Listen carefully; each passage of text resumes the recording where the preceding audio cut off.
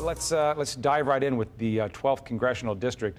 This is a seat that was previously held by one-term Congressman Bill Enyart, and he was unseated, as you see there. Not really even close, 42 to 53. What's going on there? Is this a historic change? Is that too large of a word? It's been a Democratic seat for a long time. 1942 is the last time a Republican won that seat. Mel Price took it in 44, and it's been in Democrats' hands ever since. So it's a dramatic difference. Now the district boundaries have changed. It's gone down to encompass a greater piece of rural territory, more Republican territory. It's not the same district it was in 1944, but it's one I don't think we expected to see the Democrats lose control of this quickly. It has been a slow descent. I mean, in 2006, the Republicans didn't even run a candidate for that seat because Jerry Costello was so solid there, and he was always getting a good 70% of the vote. And then it went 70, 60, that was when he retired, when he got to 60, and then Bill Enyart gets in with 52, and he's replaced by somebody who gets 52. So the Republicans have had this slow rise in voter turnout, and the Democrats have had this slow decline.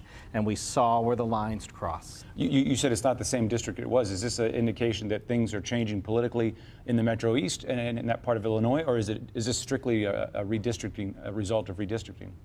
No, I think it's real change. You saw in Madison County, for example, there was a judgeship.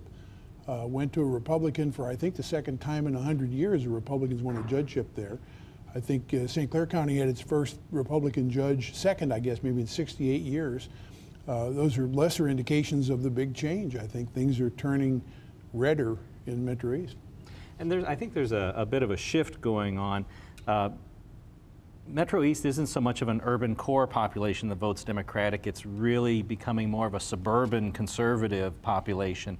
I think there's a lot of migration, and East St. Louis's population is dwindling, and East St. Louis has always been that powerhouse of Democratic votes. And it's just, the numbers for East St. Louis just keep falling and falling and falling. There just aren't that many voters left. And eventually, I think there could be a very solid Republican county in St. Clair. And the familiar names are gone. Mel Price was in office 44 years in that district, and Jerry Costello was in office 24 years in that district. People voted, if no other reason, out of habit. Do we have any less clout now with this change of even just this one seat? I'm thinking a little bit about Scott Air Force Base being in the district, and then going from a former military man to someone who is now a freshman congressman. Is that or going from having a congressman in the minority to having a congressman in the majority? It works the other way too.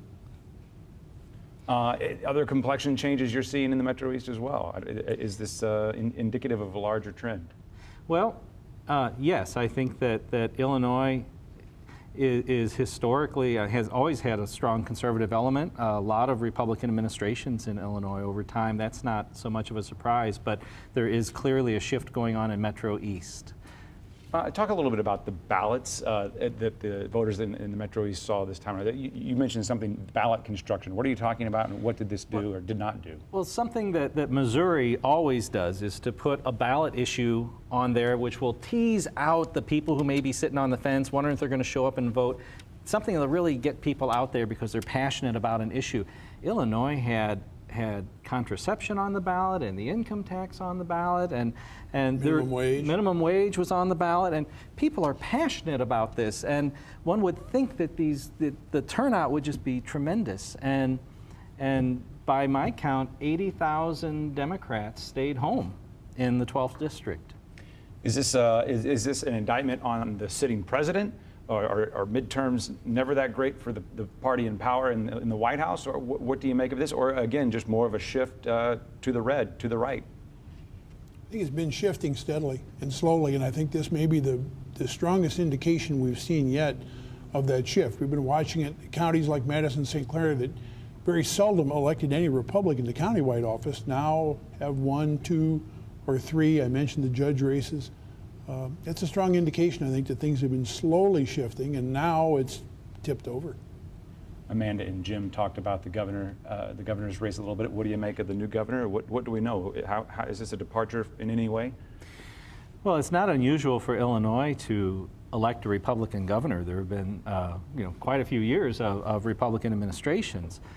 But Illinois is a state where political parties are very prominent and powerful, and here's a governor who doesn't have a political party. He doesn't come out of the party machine. And I really wonder how well he's going to work with all those powerful party people. I mean, those powerful party people are used to having these politicians do what they say. I think they may be surprised. He makes money. He knows how to make money. Making money is an art for the impatient people. This is a guy impatient enough that by the time he was 40, he had endowed a professorship at Dartmouth. He'd made that much money already. Politics is a job for patient people. We know he's got the credentials to be impatient. We have no idea whether he has the credentials to be patient, especially dealing with majorities in the House and Senate in Illinois, and Speaker Mike Madigan, who's been there all but 2 years of about the last 30 and is really the top Democrat in Illinois, and we'll want to make sure he establishes himself as that with Rauner as soon as possible. And they have a veto-proof majority, the Democrats. The Senate does, and I don't know, Andy, if you've seen lately, the House probably does. There was a county out that might have made a difference, but even if not, it would still be a dramatic majority in favor of the Democrats. Whether veto-proof, it depends on that one vote.